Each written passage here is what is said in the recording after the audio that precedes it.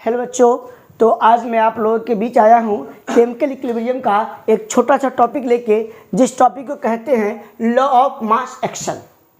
ये क्या कहता है, सो पढ़ेंगे बच्चों। ये क्या कहता है, ये थ्योरी हमें क्या कहती है कि rate of a chemical reaction,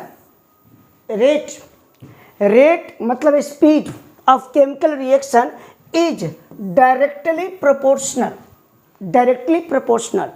to the product किसके प्रोडक्ट के एक्टिव मासेस, किसकी एक्टिव मासेस ऑफ रिएक्टेंट के एक्टिव मासेस के डायरेक्टली क्या है, प्रोपोर्शनल है। क्या? Rate of chemical reaction speed. फिर क्या कह रहा है कि with each active masses term raised to the power equal to its stoichiometric coefficient in the balanced equation। जैसे क्या कर रहा है, सो हम नेक्स्ट पेज पे चलते हैं बच्चों। नेक्स्ट पेज पे जैसे मैंने एक कंसीडर किया है एक जनरल कोई केमिकल इक्वेशन को मैंने कंसीडर किया है कि ए हमारा क्या है, रिएक्टेंट है, और बी भी क्या है, रिएक्टेंट है, और सी हमारा क्या है, प्रोडक्ट, और डी भी क्या है, प्रोडक्ट है। तो ये क्या कहता है, लॉ ऑफ एक्टिव मास, कि ए और बी जो रिएक्टेंट है, तो ये जो केमिकल इक्विलिब्रियम जो है ये रिवर्सिबल रिएक्शन में होता है। फॉरवर्ड भी होता है रिएक्शन और बैकवर्ड भी होता है, दोनों दिशाओं में होती है। तो जैसे कि रेट ऑफ जो फॉरवर्ड रिएक्शन होगा वो क्या कह रहा है, आर एफ चीज को सूचित करते डिनोट करते हैं, वो कहता है समानुपाती है, डायरेक्टली प्रोपोर्शनल है। किसके? ए जो रिएक्टेंट है उसका पावर चढ़ाना है। कितना चढ़ाना है? स्टोइकियोमेट्रिक कोएफिशिएंट m1, और यहाँ पे स्टोइकियोमेट्रिक कोएफिशिएंट क्या, m2। तो रेट ऑफ जो फॉरवर्ड रिएक्शन है RF वो डायरेक्टली प्रोपोर्शनल है कंसंट्रेशन, जिसको एक्टिव मास कहते हैं, उसके पावर चढ़ाइए। जो उसका कोएफिशिएंट m1 है उसका पावर चढ़ाया, कोएफिशिएंट b है उसका मैंने पावर चढ़ाया m2।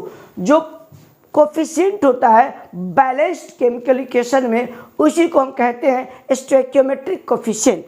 उसी प्रकार से कि C और D बैकवर्ड की तरफ रिएक्ट करेगा तो रेट ऑफ बैकवर्ड जो रिएक्शन होगा RB वो डायरेक्टली प्रोपोर्शनल होगा C के पावर N1 जो कोफिशिएंट का पावर चढ़ाना है, और D के पावर N2 जो इसका कोफिशिएंट है। ये है लॉ ऑफ मास एक्शन। देखिए और पढ़ते हैं लॉ ऑफ मास एक्शन। क्या पढ़ते हैं? Rate speed of chemical reaction, किसी भी रासायनिक अभिक्रिया का जो रेट है वो डायरेक्टली प्रोपोर्शनल है, समानुपाती है। किसके? गुणनफल, प्रोडक्ट का मतलब तो गुणनफल। किसके गुणनफल? एक्टिव मास, जिसको हम कंसंट्रेशन भी कहते हैं, पार्शियल प्रेशर वगैरह। कंसंट्रेशन जनरली हम लोग समझते हैं, तो कंसंट्रेशन ऑफ रिएक्टेंट, और जो रिएक्टेंट होगा उसके जितने भी टर्म होंगे, जो कंसंट्रेशन के टर्म होंगे उसके पावर चढ़ाना है। पावर क्या चढ़ाना? Equal to its stoichiometric coefficient, मतलब जो कोफिशिएंट होगा स्टोइकियोमेट्रिक कोफिशिएंट उसके पावर चढ़ाना है। और स्टोइकियोमेट्रिक कोफिशिएंट की बात हम बैलेंस्ड केमिकल इक्वेशन में करते हैं। जैसे मैंने एग्जाम्पल भी आपको दिया है कि जैसे मैंने माना है कि ए और बी रिएक्टेंट है, सी और डी प्रोडक्ट है। ए और बी रिएक्ट कर रहा है, फॉरवर्ड की तरफ भाग रहा है, सी और डी रिएक्ट करके बैकवर्ड की तरफ जा रहा है। तो रेट जो फॉरवर्ड का होगा वो ए और बी का जो एक्टिव मास, जिसको कंसंट्रेशन भी मान सकते हैं, उसका पावर m1 चढ़ाना है, बी का पावर m2 चढ़ाना है। ठीक है। अगर बैकवर्ड की बात करेंगे, रेट ऑफ बैकवर्ड, तो सी के पावर n1, इसका कोएफिशिएंट n1 है, और डी का कोएफिशिएंट n2 है। ओके बच्चों, तो यही है लॉ ऑफ एक्टिव मास, कि रेट ऑफ फॉरवर्ड हो चाहे रेट ऑफ बैकवर्ड हो, वो गुणनफल है उसके के बराबर, कि जैसे आगे और पीछे अब जाते हैं उसका है। अब देखेंगे बच्चों, जैसे कि मान लिया, जब मैंने एक नया पेज ले लिया, मैंने ले लिया कि कोई भी एग्जाम्पल ले सकते हैं। मान लिया कि N2 है, ठीक है बच्चों, और यहाँ लिया है H2 लिया है, ये रिएक्शन कर रहा है और इस प्रकार से बना रहा है 2NH3। इसको संतुलित करेंगे, बैलेंस करेंगे, यहाँ H2 आएगा, यहाँ क्या को 1 आएगा। तो यहाँ पर जो हम लिखेंगे बच्चों हमारे रेट ऑफ फॉरवर्ड, क्या लिखेंगे? रेट ऑफ जो हम फॉरवर्ड रिएक्शन लिखेंगे रेट ऑफ फॉरवर्ड रिएक्शन क्या लिखेंगे बताइए, तो हम लोग RF जो लिखेंगे वो प्रोपोर्शनल होगा किसका, रिएक्टेंट में कौन है, N2 है, तो N2 का पावर कितना चढ़ाएंगे मेरे प्यारे बच्चों 1, और H2 है तो H2 के पावर कितना चढ़ाएंगे 3, जितना कोफिशिएंट है यहाँ 1 है बच्चों, यहाँ 3 है, तो रेट ऑफ फॉरवर्ड हो गया। अब रेट ऑफ बैकवर्ड क्या है बच्चों, rate of backward reaction, reaction RB, तो यहाँ पर क्या लिखेंगे, ये प्रोडक्ट एक ही है इधर राइट साइड में, ये हमारा फॉरवर्ड हो गया और ये हमारा क्या हो जाएगा बैकवर्ड, बैकवर्ड, तो ये बैकवर्ड में अमोनिया ही सिर्फ रिएक्ट करेंगे, तो अमोनिया के पावर कितना चढ़ाएंगे बच्चों मेरे 2। ओके, तो यही हमारा लॉ ऑफ एक्टिव मास है, law of mass action, law of क्या है, मास एक्शन है। जैसे और भी एग्जांपल हम ले सकते हैं बच्चों हमारे, जैसे मान लिया जाए कि कोई मान लिया जाए कि A और B हमारा रिएक्टेंट हमने ले लिया है, ठीक है बच्चों, ये रिएक्ट करके फॉरवर्ड जा रहा है, बना रहा है C और D बना रहा है। मान लिया जाए कि हमने जो कोफिशिएंट लिया है, हमने लिया यहाँ पे 2 लिया है, यहाँ 3 लिया है बच्चों, यहाँ पर मान लिया है कि मैंने 4 लिया, यहाँ पर क्या लिया 5 लिया, अपना मन से कुछ भी ले सकते हैं। तो यह हमारा फॉरवर्ड की तरफ जा रहा है और यह हमारा बैकवर्ड की जा रहा है।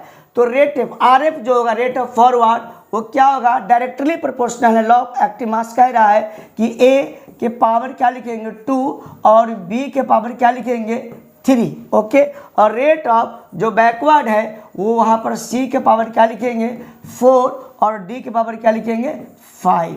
तो यही मेरा बच्चों लॉ ऑफ एक्टिव मास है, लॉ ऑफ मास एक्शन, क्या बोलेंगे, लॉ ऑफ मास एक्शन।